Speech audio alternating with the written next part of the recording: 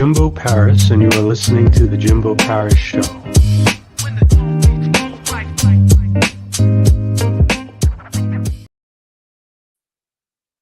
All right. Hello, everyone. I am Jimbo Paris. Welcome again to The Jimbo Paris Show. So today we have Thomas Helfrich, and he's essentially the CEO of a digital marketing agency called Instantly Relevant.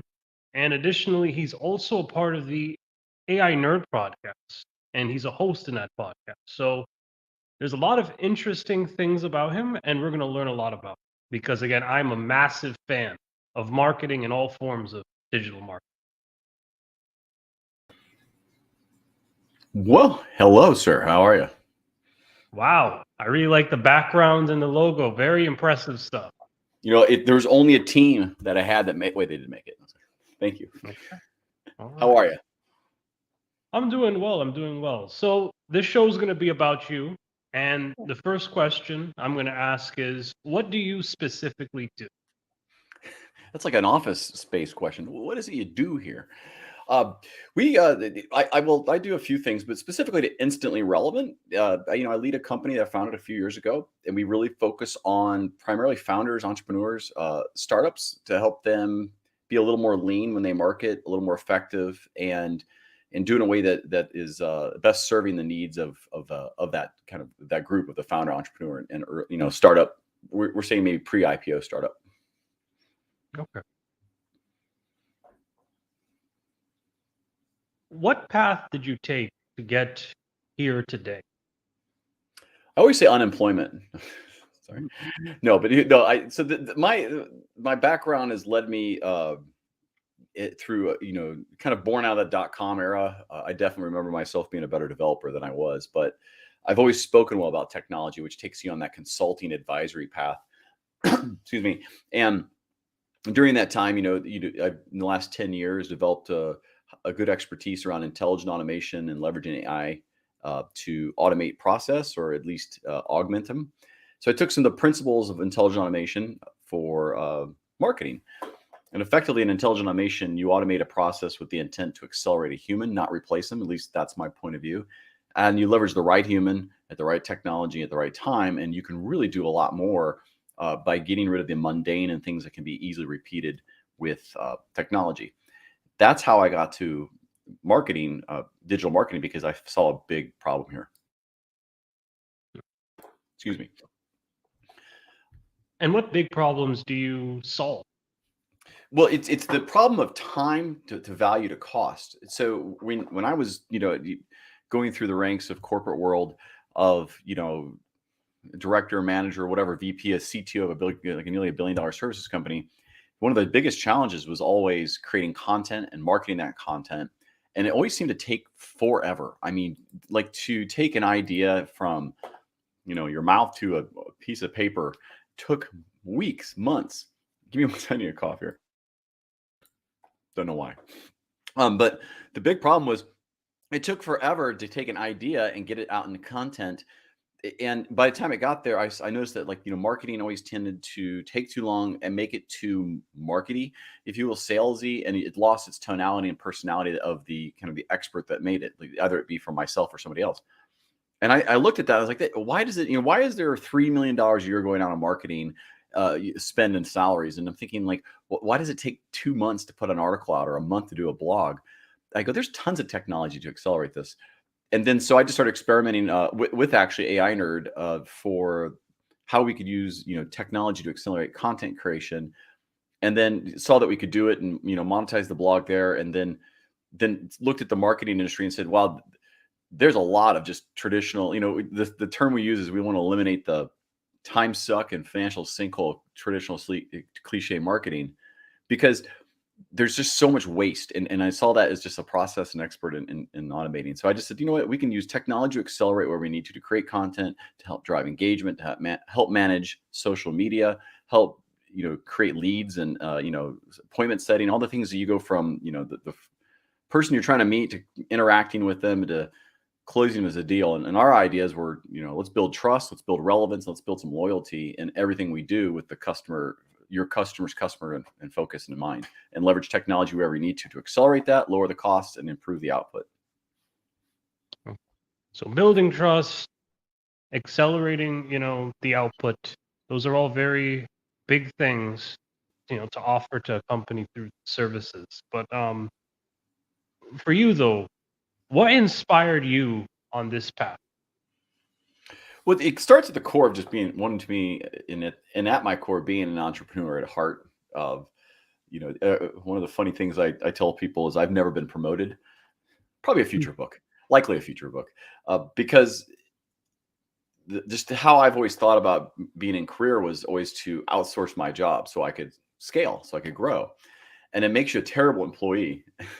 I guess the alternative to a name of never been promoted could be worst employee ever. But the idea is that it inspired me to be able to do something on my own where I got to interact with people and add value and kind of have fun. And that sounds kind of hokey and gibberish, but the truth is it's just fun. I love the marketing side of what specifically founders and entrepreneurs do in startups because they're taking a risk. They're out there trying to create something that doesn't exist. They're risking a lot for their families and their friends and their own, to not make a bunch of money, but to have a lifestyle or do something they haven't done. And that inspires me to work with people like that because I'm like that. I love that. I appreciate that. I respect that so much, and the emotional roller coasters entrepreneurs go through. Uh, but that's what gets me up in the morning. I don't feel like I work. I feel like I'm just interacting with people and having fun all day, and happen to be building a business while doing it. Okay. And what services does your company provide? Uh, yeah, there's three kind of main buckets. We create things, we'll manage things, and we'll help generate leads. And the create things can be from pitch decks, sales collateral, posts, video production, audio, things like that. Drone flybys if you really want, to managing social media and your engagements and your authenticity of how you interact. So those things are really designed to create trust and relevance, but do it in a way that saves you a ton of time so you can do higher value activities. And then the outreach of that's great, your marketing, but marketing is really not worth anything unless you drive leads, right? And so you want to try to make sure you're doing some appointment settings, you're trying to get leads for individuals. We tend to focus more on B2B. Uh, B2C has a slightly different tonality and approach to marketing, but it's often we're around SaaS products, things like that. But we tend to focus on the B2B side or the long tail storytelling and pieces like that. But create, manage, and really find your leads. Hmm. So you create things, you manage things, and then you essentially lead and promote them. That's a basic social media strategy for B2B marketing. And um, maybe this is just me, but I expected it to be a bit more complex than that, coming from a guy like you. Well, how it's done is different from what we offer, right? So what I find is, if you think about it differently, we're a marketing department fractionally given, and so when you hire us, you have a whole marketing department. You have everything you need to create, manage, do, and you give executive leadership and me if you need it to help your marketing team or be your marketing team. So behind the scenes is a lot of technology. There's a lot of AI. We use every GPT-3 writing on the planet. We use things like Fathom Video, and we use Otter and Quillbot and Grammarly and all the other things that go along to help create content better and faster. And here's the reality: the customers don't care. What they care about is getting content and engagement and leads in a way that has good value for the investment. It has Mm. some type of measurable results, and it doesn't add to their day and the time they need. It frees time for them. How you deliver it, though interesting to me and the team, is we used to lead with the AI story. People don't care. They care about what they get. They care about the outcome, which is what we care about. How we go about doing that is really dependent on what they're trying to achieve and what technologies we need to bring in, what experts we need to bring in, because that's somewhat it's transparent, but the customers don't care. They just want what we're what they to achieve their goals, and we figure out the ways to go do that as fast and as lean and as effective as possible.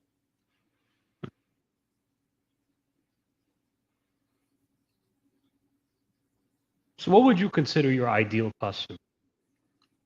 Um, it's the founder who has raised their seed round or Series A, and they're about to go to growth mode and they need to go and scale. So maybe they've hired just their first marketing lead and they need to find a way not to have a giant marketing team, but they need all the capabilities of an enterprise. that is an ideal client, one who needs a full set of marketing team without having to commit all that capital to it, so they can take the capital they would save by hiring someone like us and they apply it to engineering, sales, some higher value activities in the organization. That's our value proposition is, you get a whole marketing department for less than one full-time hire cost. How was it when you had your first client? How did you feel? What were you thinking? We got our first client the first week we offered services. So we raised money our first week, and in that same week we got our first client. It felt I was very humbled, first of all, because it wasn't like somebody I knew. It was somebody I'd never met before. And when we got our first client, it was humbling and and satisfying that we had offered something. It was being tested the first week, and someone said, "Yeah, I need that." And then the next week someone said, "I need that," and to have it validated quickly is great because it allows you then to start pivoting to meet the needs of the things that they're not saying and the things that they are still struggling with. And so getting the validation early is important. And for anybody who's listening, if you can't get your first customer, you may have to rethink what you're offering relative to market and see if that makes sense still. It might be its price, maybe it's value proposition, but to get that feeling of the first customer under the belt, it doesn't lighten the load on you. It just kind of helps you focus on the direction a little better.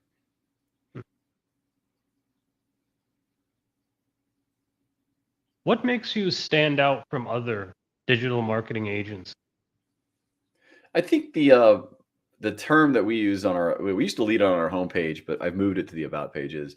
We actually give a shit. I mean, like that's it. I mean, we actually care, and I mean that from a standpoint that we tell any of our customers, if you don't ever treat us like a vendor, because we'll never act like one. We'll act like a team member. We'll be a team member. We'll call your baby ugly if we need to, and we'll tell you when you have a great idea. But we stand out because of that core personality that we hire to, and how we approach every problem of do more, give more. SLAs are there for the purposes of contracts, but we try to give 25, 30% more on every person we can if we have the bandwidth we do. That's one. Second, given how I've set up the methodology of how we do the marketing to be as straightforward and effective and uncomplicated as possible, we know how to use the right technology, and I know how to pair it with the right person. And we've tied the team together so they know how to cover each other and work with each other so we can get more done with more effect. And knowing how to leverage technology in the context of something that's human-led is incredibly important and powerful, because these AI technologies, artificial intelligence, I think of them as augmented intelligence or advanced or accelerating intelligence, because a human is the intelligence behind it, and the AI piece just pushes you forward if you know how to leverage it correctly. And that's a big advantage for us, because it keeps the investment needed from the customer down. It increases the speed and quality and the volume of content and engagement we can drive. And at the same time, we can do things very fast without having to automate them and keep things in brand. We try not to, honestly, I don't try to automate a whole lot with marketing that doesn't need to be, because you have to protect your brand as part of this. And this is where AI it can be a bad thing for your organization if you're doing too much of it, because your brand can become very flat or offensive and other things if you're not keeping guidelines and some methodologies around it. Okay. Now, this is another question I have. Forgive me if this is a bit of a basic question, but what is AI? Artificial intelligence is a set of technologies that leverage a lot of data. They use things like machine learning and other types of technologies to do things humans can't. Jokingly, we say that AI is everything you can't do yet, but it's somewhat complex in how you build it. But when you apply AI or artificial intelligence to a very narrow, deep problem, it's very effective. It's where it gets bad and it gets a rep is when it gets too wide. But AI is just artificial intelligence. It's leveraging data, machine learning, and some other models, if you will, on top of that to achieve what humans couldn't do at scale. Okay. Now, you're a very successful man in your field, and you do have a degree, I believe, a BS in business administration. What advice would you give to people who would like to start their own marketing agency in the future, what advice would you give to them education-wise? And what I'm was not your even sure. experience? Yeah, I'm not sure education's needed. I think what you Hmm. need to start your own business, don't go into debt, first of all. That's a killer to any business. If you're trying to start your own business, your hope is to be an entrepreneur, then do everything you can to get a free education of the best quality. So if that's state school instead of going to the one you really want, then go there. If it's the local community college and it helps you go for free. And the reason I say that is because not having debt gives you freedom to take the hit you're going to need to as you build a business when you're not making revenue day one. If you come out with debt and car loans and all the other things, you're going to have to get a job to pay those things, or you'll have to burn through savings to go do that. And that same money that you could have been spending towards your own investment, your own piece, is now being spent on something else that has value. You should get a degree if you think it's going to help. Focus on the entrepreneur side, the marketing side, learn the basics, learn the terminology, but don't overspend on it. Get out, do some research, meet people, talk to thought leaders, influencers in your industry. Find what your better mousetrap will be, or how you'll do it different, or how you think you can just replicate what's there and get started. But from an education standpoint, learn what you need to, but most of the learning is going to come after school. That's for sure. My biggest advice: don't go into debt if you don't have to. Hmm. Okay. Okay. So did an education actually help you? It did get my first job and some of the basics of coding and things like that. The thing in education I'd say that does matter is the network you can develop. So that's one of the key things you'll need to learn as an entrepreneur is developing a network and staying up with it and following up with it in an authentic way. Uh, it matures you to some degree if you need it when you go away to college, if that's how you're going to do it. But I don't think it's absolutely necessary. The price is starting to become too expensive, quite honestly, for what you'll do, especially if you want to go on. If your intent is to be an entrepreneur, get your degree to some level, but it really depends on what you're doing. If you're doing a marketing degree, and marketing would help, no doubt. Does it help you be an entrepreneur? Probably not. If you're going to be a computer scientist, yeah, you might want to take some, computer science. That stuff kind of help. But when it comes to marketing, I'd say just get what you need to learn a bit, and then get out in the world and get your MBA in the school of life, right? Okay. Now you were a director of business technology at, if I'm pronouncing this right, Elsevier Company. Elsevier. That was a few moons ago. That's for sure. Oh, okay. What was your experience there? Did you learn anything significant? It's interesting you picked that one. And I'm curious why. I learned a lot of things there. I think what I learned was how much I disliked working for large organizations. I think I had 7 bosses over 4 years. And though Elsevier is a very good company in life sciences and the journals, it was probably one of the worst places I've ever worked, to be honest. There was just the culture was so cutthroat. And I think when you have a company that's acquired lots of other companies, and the culture was sometimes very rough and just not very kind people. And there was a lot of great people I did work with, but it wasn't for everybody. But man, if I compared it to every other place I've worked, that was one of the roughest places to work, because there's so much inappropriate, like, just anger Hmm. allowed there. But what I learned was how to navigate a very politically charged, very old company. And you take away the learnings from that. But what you also learn is that's not what I wanted to do, for sure. To work in a company that was corporate, show up at the same job every week. That was not me. Okay. So maybe to shift this to a more positive note. Yeah, thanks. That's why I'm sure. So I'm trying to figure out why you picked that one. I'm like, of all the ones you picked, no, it was still. I don't say it wasn't a bad.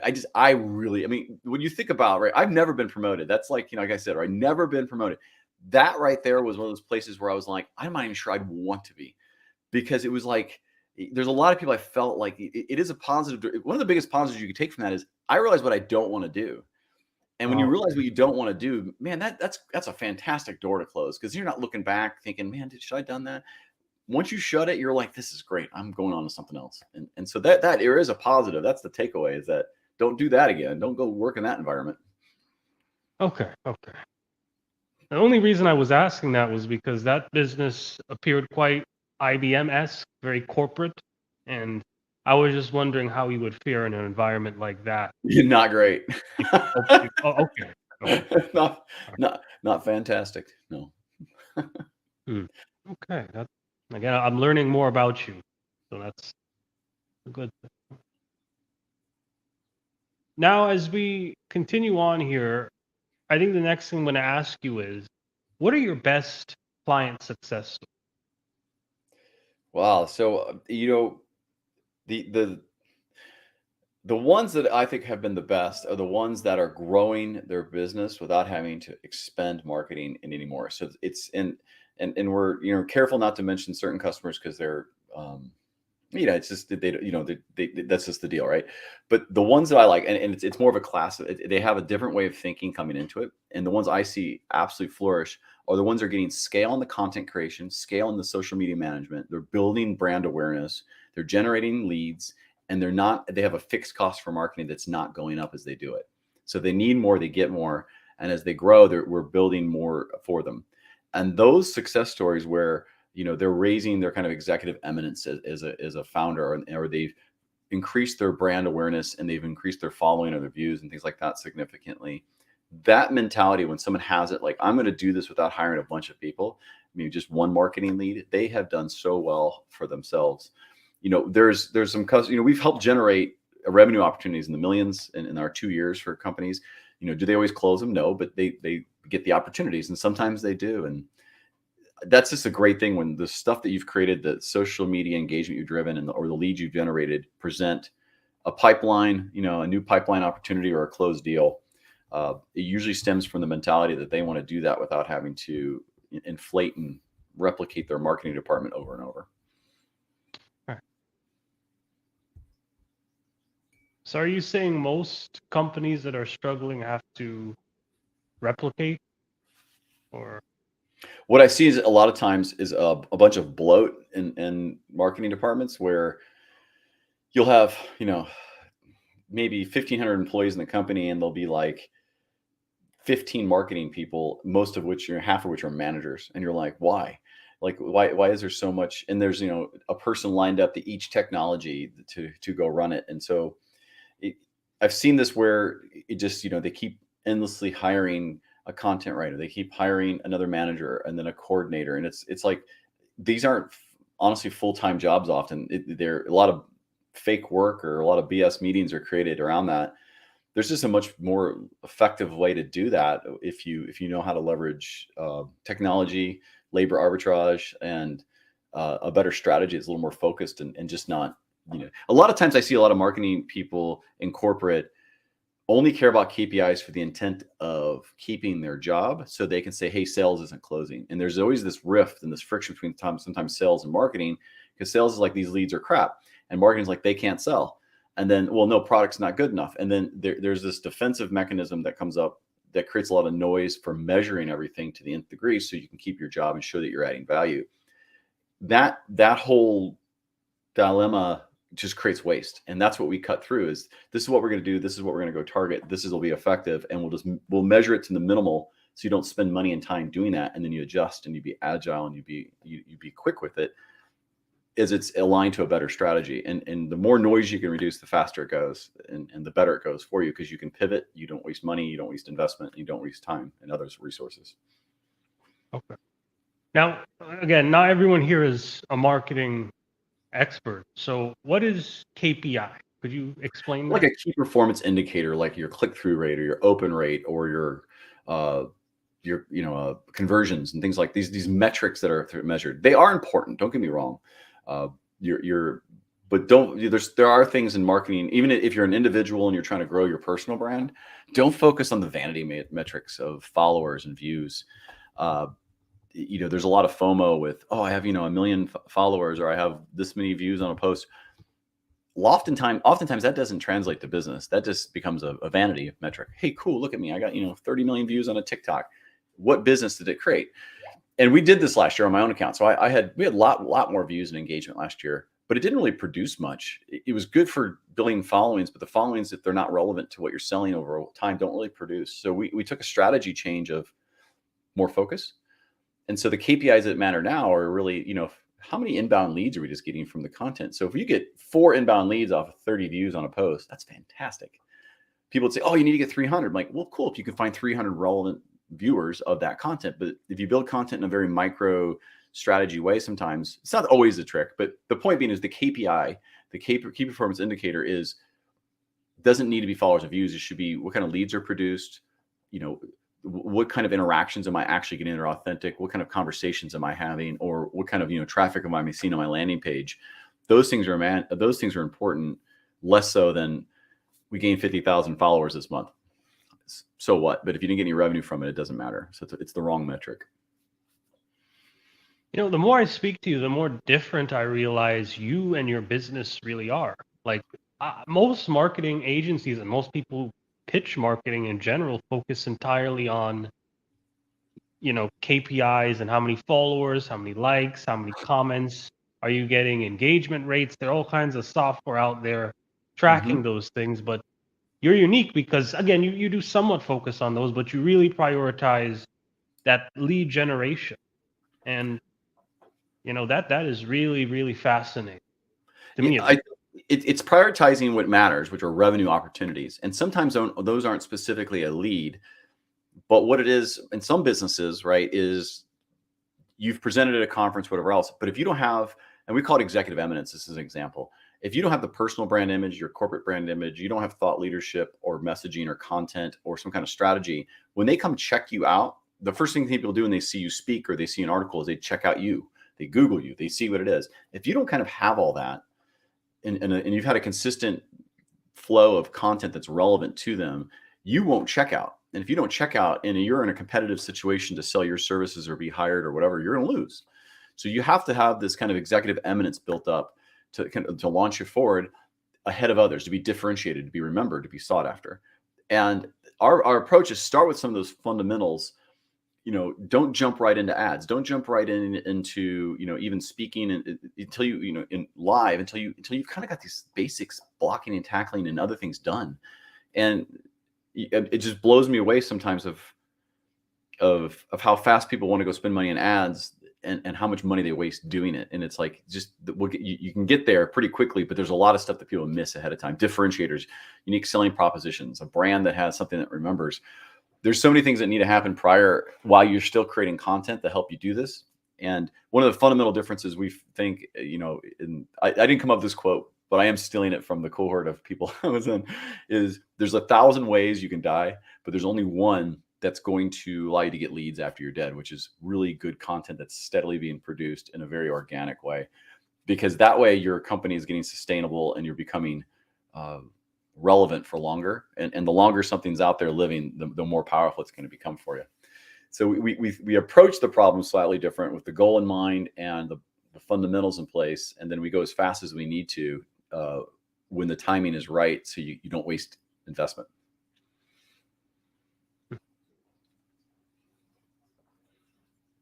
What's your perspective on sales?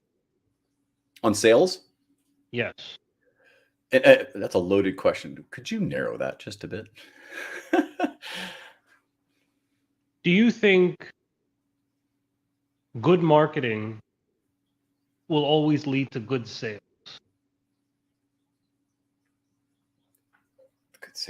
I think if you're selling, you're doing it wrong. You want people buying. And I think, well, at least my approach is educate, give it away, become the trusted, build trust and relevance. And once you do, they'll buy. If you are selling, and there's, and you're shouting the loudest in the room, there are some business strategies that makes sense for. But in the areas, at least we focus on this kind of more B2B and a little more high ticket or high value proposition, that doesn't work.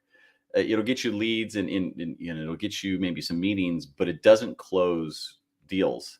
Or at least I think it kills your brand. I'll say it that way. So I think sales, if you're a very salesy kind of company, there's a place for it, and I get it, and you should do it, and you got to drive revenue. But just because you're educating and you're trying to build trust and relevance, that's going to build a longer term, more loyal customer, because you're going to be on the same kind of wavelength as them, and they're going to be with you, and they're going to trust you more. And that could be from a digital product to a service to name your tune there. But you have to build trust and relevance, and you have to consistently treat your customer like a prospect. You always need to be courting and always reaching out. How can I help? How can I help? And if you're selling, if you're going to sell, identify it to your customer. Like, hey, I have an upsell. I'm going to offer a new service. Do you want to hear about it?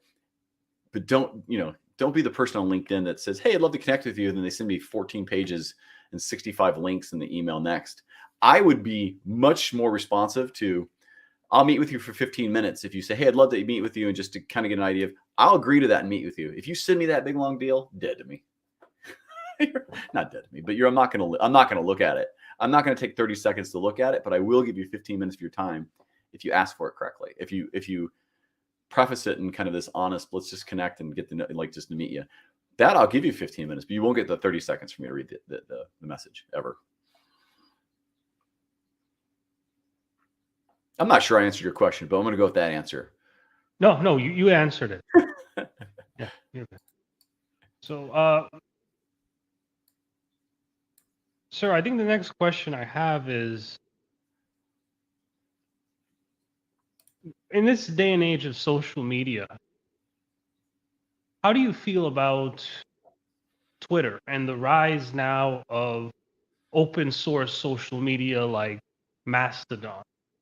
Do you think, are you familiar with Mastodon? Or? Haven't leveraged it much, but I know the concepts a bit. I'm a big fan of it. I think a big problem with social media, and I think these are some opportunities in Web 3.0 as well for this, where the community kind of owns it, and maybe not so much like a Reddit upvote, but more of like, I'm part of the community because I own part of it, but your content isn't restricted because it doesn't align to the company's mission. Your profiles aren't just canceled because you had an opinion on something that wasn't illegal. Let the communities dismiss you. So I think some of the new approaches to social media that are less corporate driven or aligned politically to how their social media platforms are built from and who they funded them by and who their investors are, will have a rise. I think it's actually a big disruptor coming up, because I think, I know you see, if you're on just one social media platform building a business, be careful, because you could get shut down at any point because you're a guest there, and that happens all the time. And I know content is not shared that's really good, but it may just have the word. I remember on YouTube for a long time, just because we had the word nerd in it wouldn't do it. If you say, hey, how AI is changing lives, it was getting flagged for potentially misleading, or it was incredible. Like, it's like, that has, like, how is that?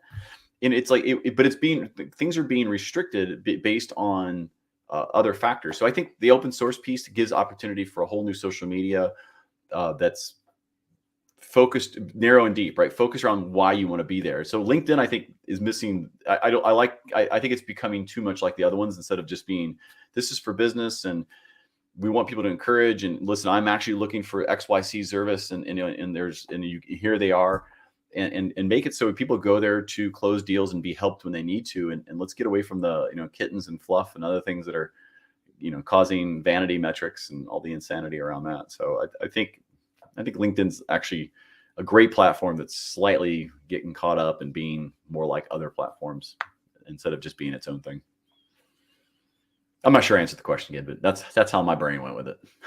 No, you answered. And I think, kind of to fall back here on like my previous question, when it comes to businesses and B2B businesses in general, what are the biggest mistakes or the worst things that they do when it comes to marketing? Well, one, I don't think people pay attention to what I call the executive eminence piece of their key people. So there's twofold: not doing anything where it just looks trashy, and not trashy, but unprofessional. And the other flip side of it, it's so salesy that no one would want to read it.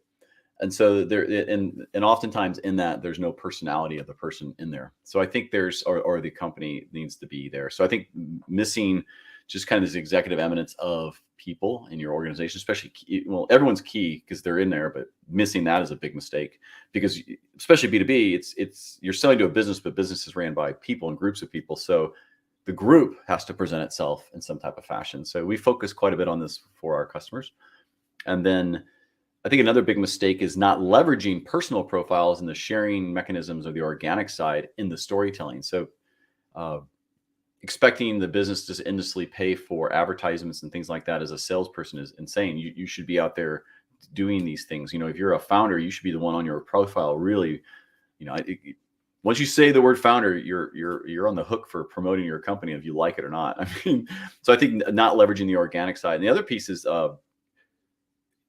not thinking. I don't call it out of the box. I'm saying like, but not thinking of different ways you can do this. So a lot of times people come into smaller organizations from bigger, and that's what they know. And there's nothing wrong with that. But if you're trying to replicate what you did in a bigger organization, you're never going to get there because you're never going to have the budget to do it. So you have to think differently of how you leverage partners, technology, et cetera, and to be able to achieve that big company effect without having that budget. And that's a big mistake, is not freeing your mind a bit to try new things.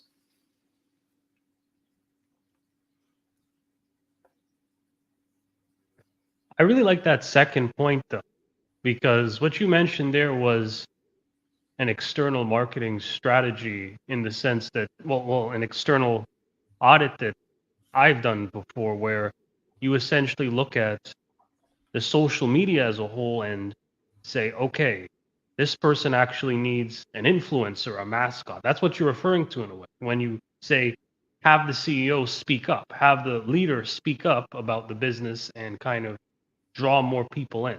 So, how do you create a good influencer in a marketing strategy?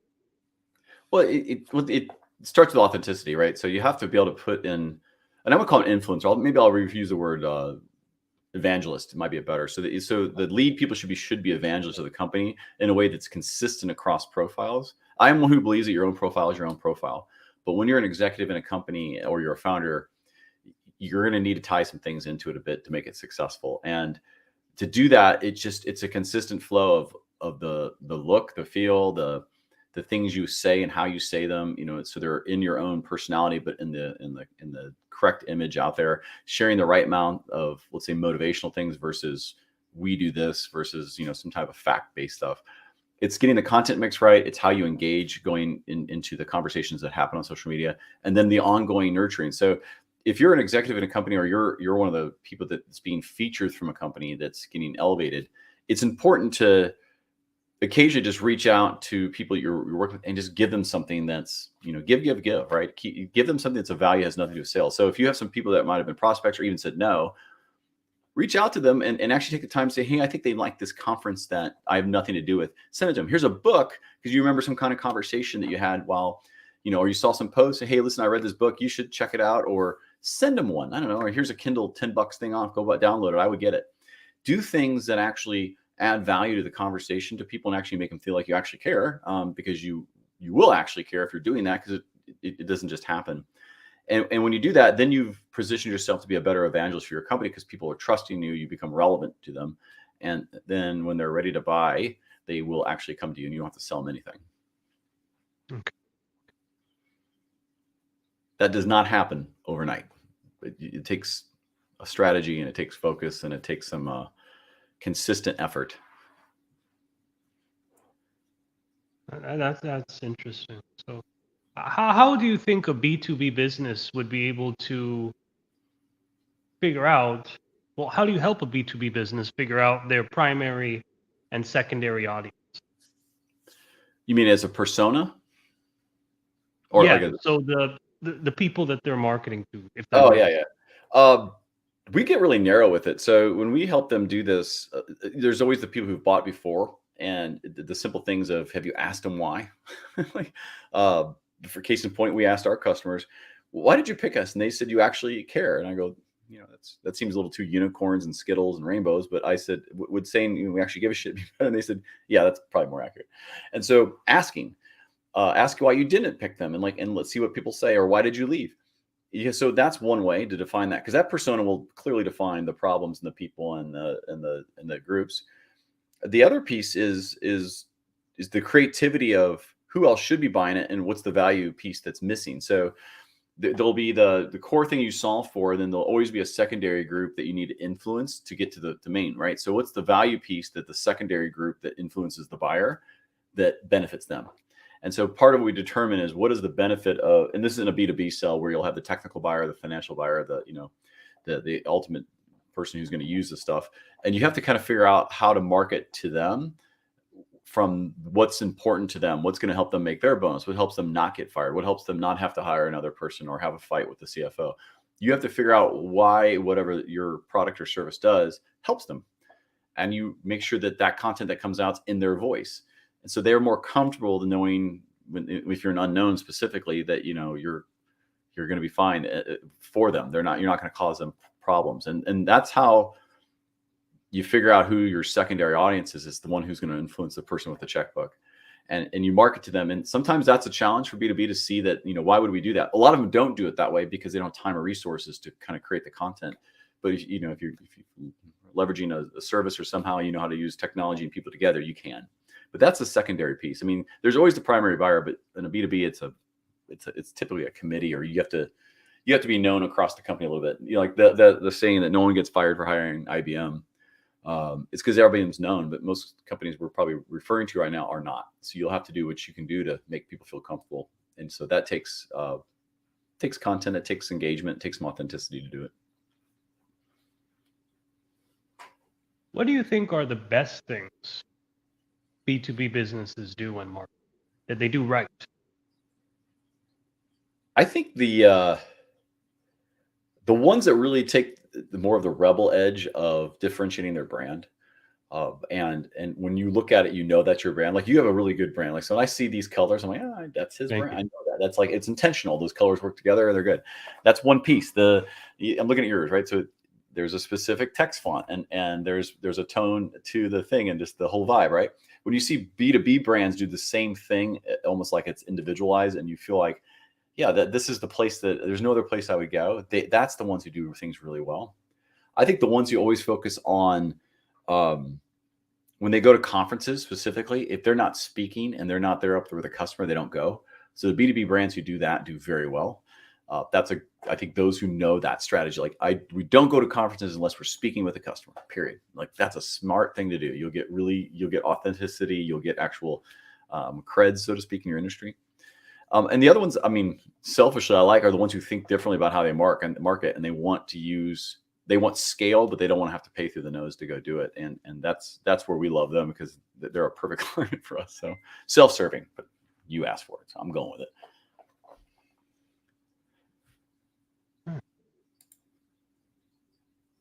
What's the future for you, your business, your passion?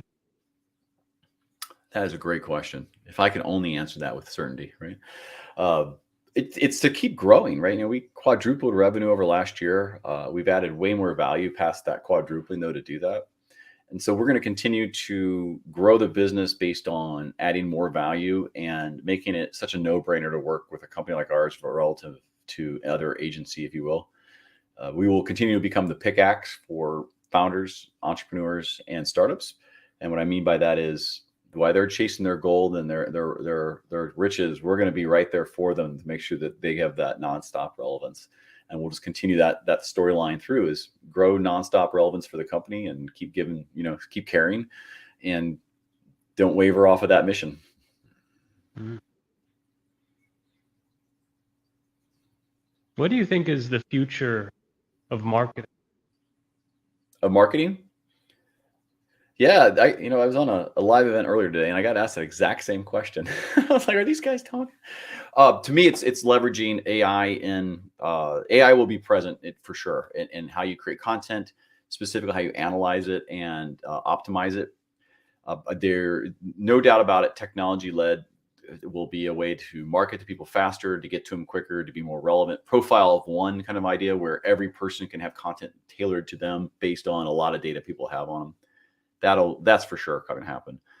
I think there'll also be some type of what I call almost like the record player, right? There's gonna be people who are going to be like, I don't want anything to do with this AI written content. I'm only working with people who write it from scratch, creative, because it will become pretty authentic and it'll be noticeable. I think from a brand standpoint, that's how some companies do it, and that's what they want. And they'll be like, it's almost like the Apple Android. So I think you'll have this vintage record playing group, so to speak, that won't use the technology. They'll just, they'll build it.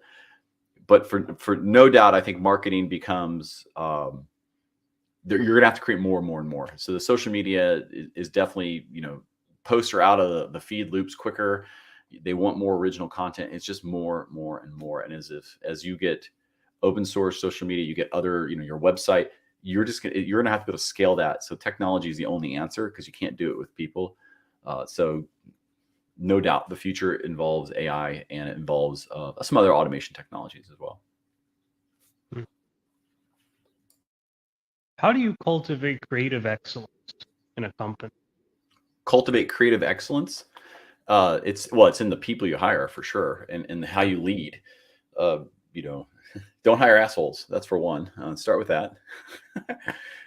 Hire people who care about themselves as well as your. I mean, if you don't care about yourself, you're not going to probably care about a customer much. So it starts with the people. So everything's human led to some degree, and in the partners you pick too. So if you're picking technologies that you might need help with, in the their culture's terrible, like you don't work with those companies. Take another choice.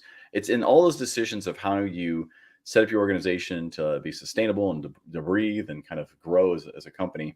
All our team members have to clone themselves. So we say the beer truck rule, you step out of the bar because you had a good week and then all of a sudden you're done. Who's picking up your torch?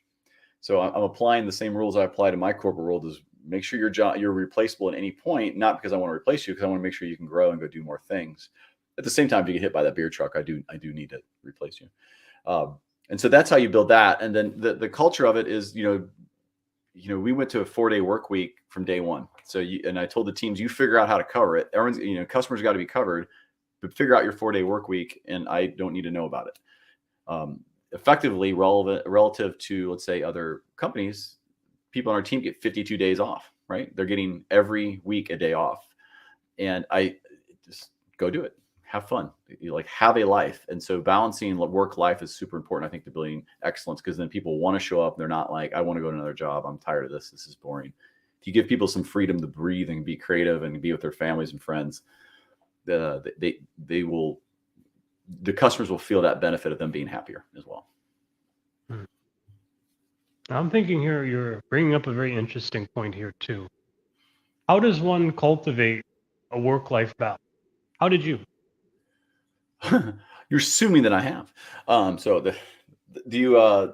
This is like one of the more the newer concepts of is this lifestyle work. So figure out what you want to do in the next 12 months. And retire now. Like that's like the 4-hour work week. That's the Nathan Latka, is build things that allow you to have the lifestyle you want. And it might be over 12 months or 18 or 2 years or whatever. But if you have the lifestyle in mind then you can pick jobs and activities or side hustles that help enable that.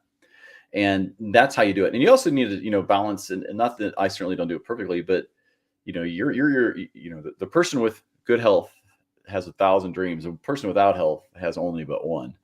And so take care of yourself and make sure you're making time for that. And specifically put down the phones in the morning. I'm bad about this as well. And, play with your kids, right? Talk to your wife. Try not to have when those people around be heads down looking at the device. And that's how you find it, because you gotta decompress, And I always say, get out of your comfort zone all the time. So, if you've never played chess, go play chess at a chess place one day. If you've never gone square dancing, try it one week. If you've never had tequila, don't drink it. It's terrible. So don't do that. But the point is, get out of your comfort zone, because you'll meet new people and you'll get new experiences. And make yourself do it. And then you'll find the work-life balance, because you'll find new interests throughout life. What do you do in your free time? Once again, assuming I have free time. Quite honestly, after work, a lot of it is there's kids activities. There's we try to travel when we can and do those things. It's some stuff around community. Occasionally, I get to do a 4-letter word, which is golf, which I do enjoy. But that's I try to make time for music, concerts. To just have fun along the way. Play some video games with the kids. I can't say no to that. That's too much fun. But just work life, simple stuff. Don't overcomplicate it. Has golf had any impact mentally or psychologically to you when it comes to business strategy or business outlook? Probably golf, if anything, has been a bad thing because I played too much of it growing up. Didn't focus enough on business. Uh, any more golf's just fun. It's just a way to hang out with friends or just just check out and do something outside. Uh, but it's just a fun game. And honestly, most people shouldn't take it as seriously as they did. I know I used to, but it doesn't really impact any business. It's just one of those treats that I give myself. I don't make I'm in that season of life where I'd love to play more, but the truth is, it's not a smart decision. It would take too much time away from family or work and other things. So just balance it. Hmm. That's probably the strategy I would take. Just put it in balance. Fishing has I like fishing. That's fun. I think I do that with my kids. That's fun. It's good times.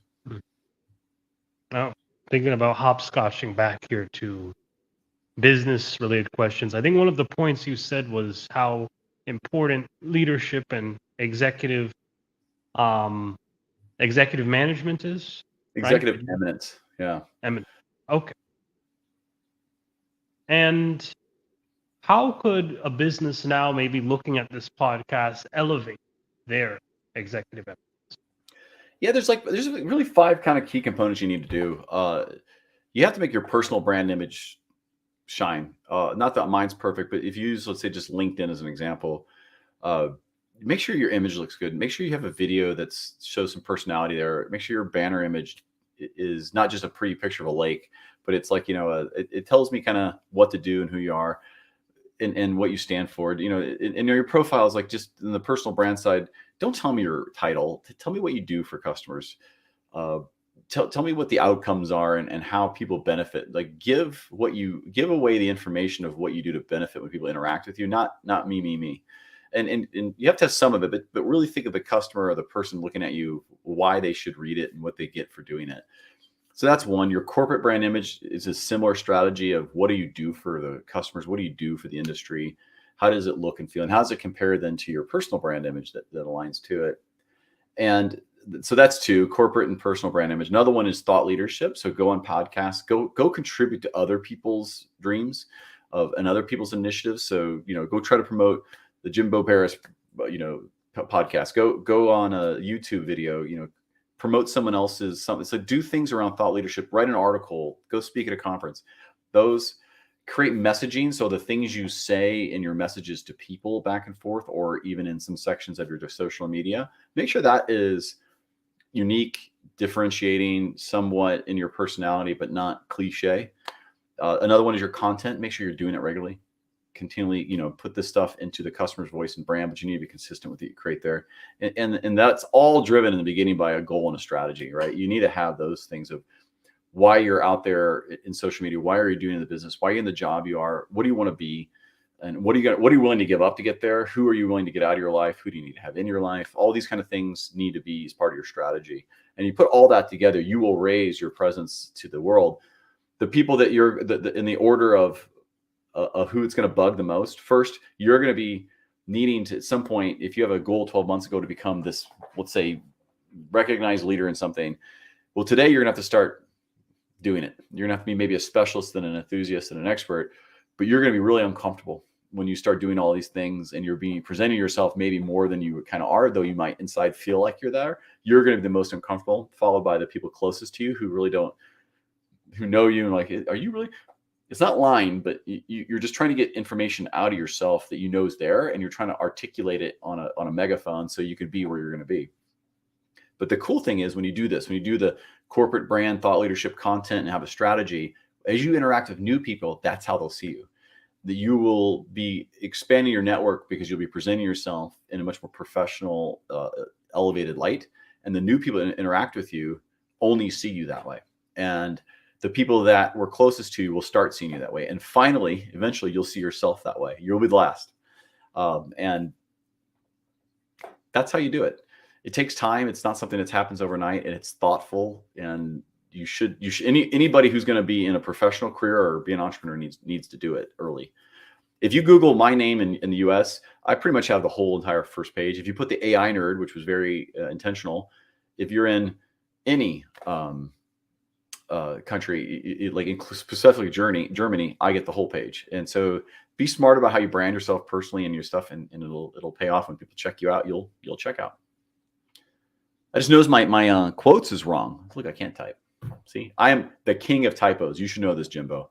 I had to get a keyboard that was desensitive because my team says my typos are legendary, and I think I'm gonna have to get a T-shirt that says "Types are Colo." So, if you don't, typos are cool anyway. Okay. Or Types Ruel. Typos. All Ruel. Yeah. Now, speaking of quotes, though, what? Of what? I'm sorry. Speaking what? Oh, speaking of quotes. Oh, quotes. Okay, sorry. What motivational quote can you give to entrepreneurs to sort of wrap up this amazing interview? I mean, it's Yoda. It's do or do not. There is no trying. Just get out there and do it. You're talking about the thing you're going to do, or one day I'm going to go. It never happens. Just go do it. And just it's not a failure if because you're going to mess up, and that's the whole point. You're figuring out what's you and what you're doing. So just get out there and do it. Try it. Do it. Don't try it. I mean, and then evolve. Don't be so stuck in but don't lose sight of the opportunities around you while you chase whatever goal you're chasing. So if things need to pivot, it makes sense, but go do it. Just don't talk about it. Okay. Well, again, I'm happy to have you here. It really was a privilege, Mr. Helfrich. I'm thankful for you to come on the show and provide your high level of expertise in today's marketing world. And are there any final words you would like to provide to the audience? Any shout outs, anything involving your podcast, your website, or anything else you'd like to deliver here? That's kind. It's if you connect through me with LinkedIn or through instantly-relevant.com and you actually schedule time, I still offer my time. I still meet people in my network as they connect. I'm authentic in that regard. And I would, if you have a story, have a question, just jump on and we'll just talk about you and learn. So, I always say thanks to my team for everything they do to help produce all the content. And, I used to be 30 hours a week in social media. Now I'm one across 4 brands.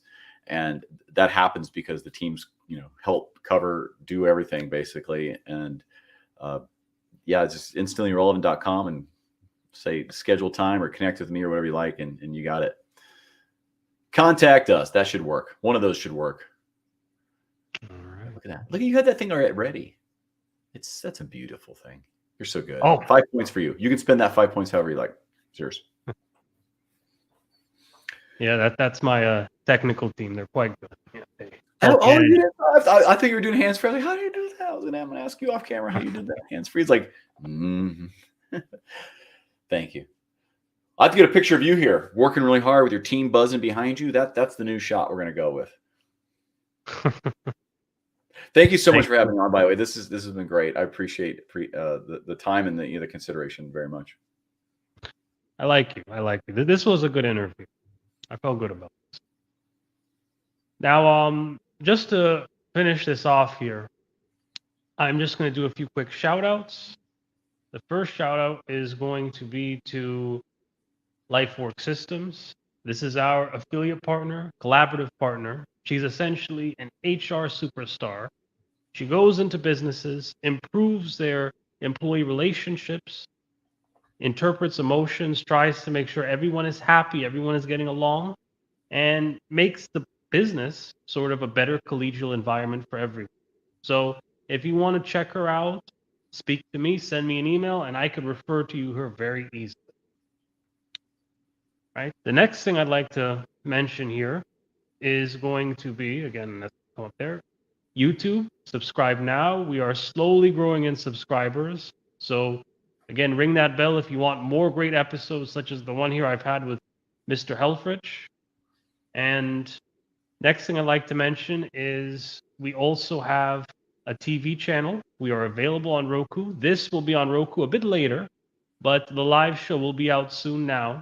So again, check that out there. Get a Roku box. Obviously not just for this show, but get a Roku box for this show and anything else you'd like to see on Roku. And then I think this is the last thing we have to talk about here. It is the Jimbo Paris services. We are essentially a consultant / marketing service provider agency we obviously do something different from instantly relevant. We sort of focus more on creative content for younger age groups and corporate businesses to maybe attract people who may not be traditionally attracted to a corporate business or firm. So again, reach out to me. We can help produce content, promote content for you, and also, again, help you out. Okay, I am Jimbo Paris, and this is the Jimbo Paris Show.